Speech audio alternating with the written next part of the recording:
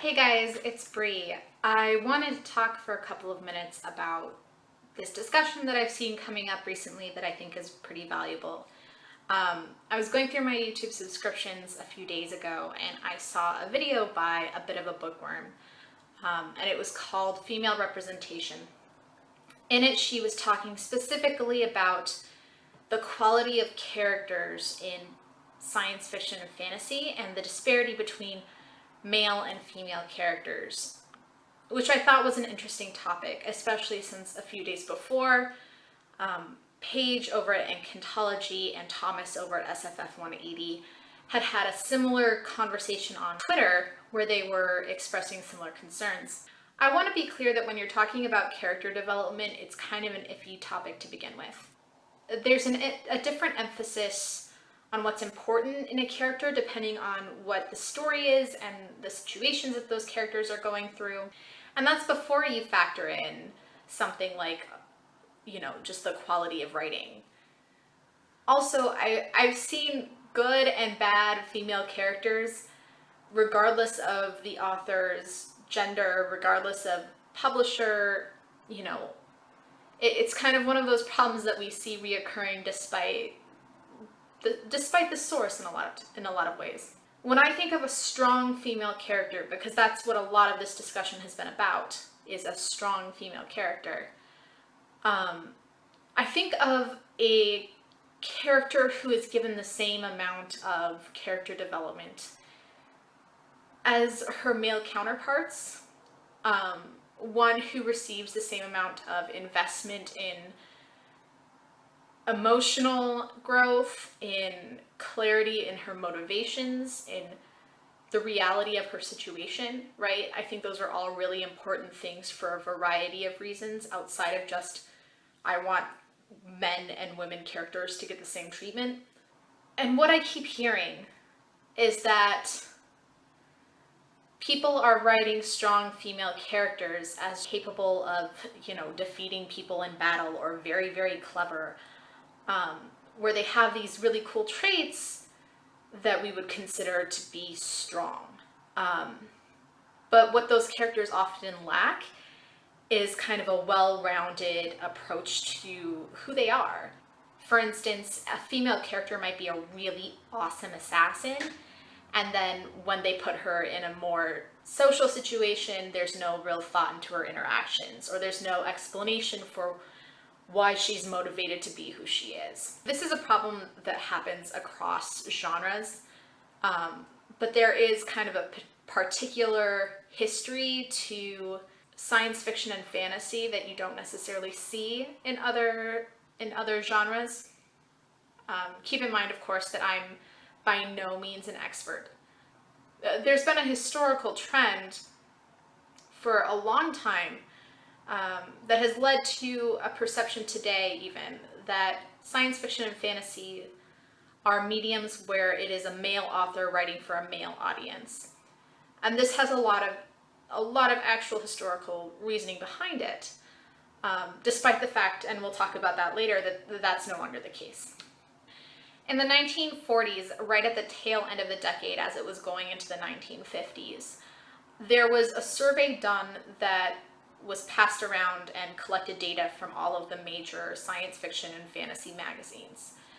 At the time, these magazines were primarily how people were consuming their science fiction and fantasy literature. They included things like short stories and serials, and, they were the place where if you were really hardcore, you got the sneak peeks into all of the cool stuff that was going on at the time. When they were doing this survey, what they were asking these magazines for was essentially their YouTube analytics. When are you getting the most sales? Who are you selling to? What age ranges? That kind of thing.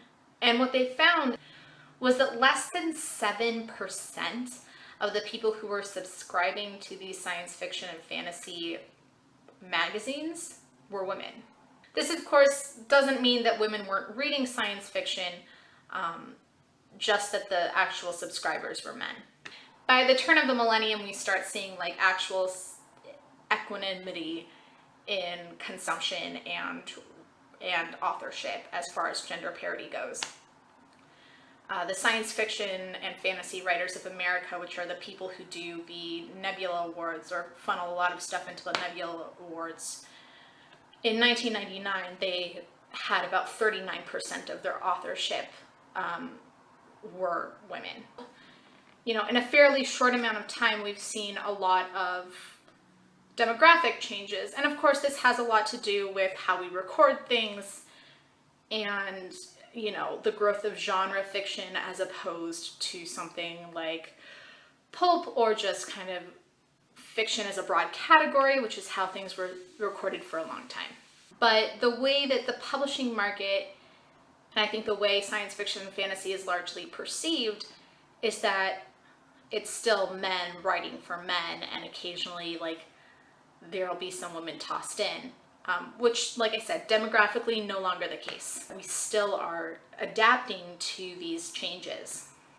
So I think we're still in a really serious state of flux. Not to say that there aren't, of course, systemic reasons behind the creation of women characters, but I think a lot of times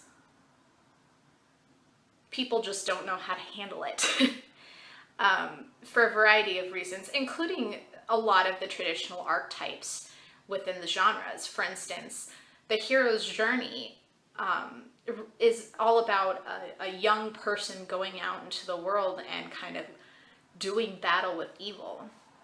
If you're going to do something based off of, you know, pre-Renaissance Europe, which is where a lot of these kind of worlds are going in their world building, there are attitudes and assumptions about who women are and what they can do within those parameters that don't necessarily lend themselves to a hero's journey and to being that key main character.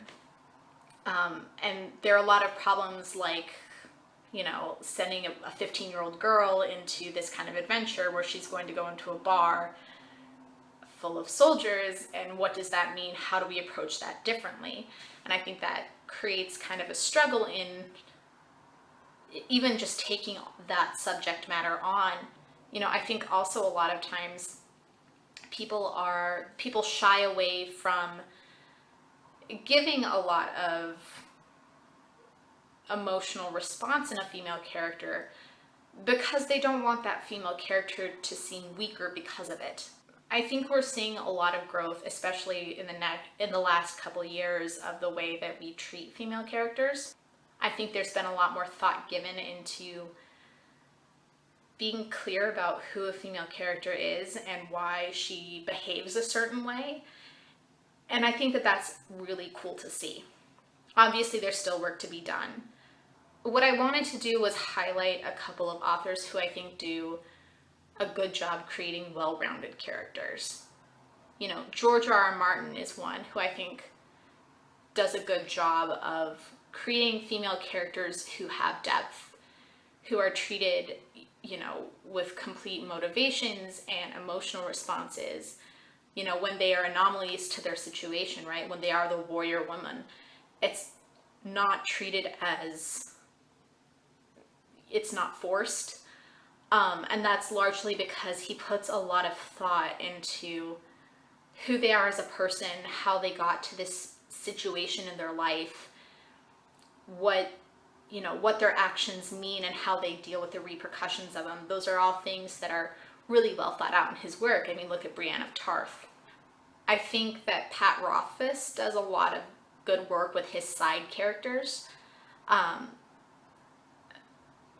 Denna, I'm going to leave alone because there's a lot of reasons why Denna is the way that she is.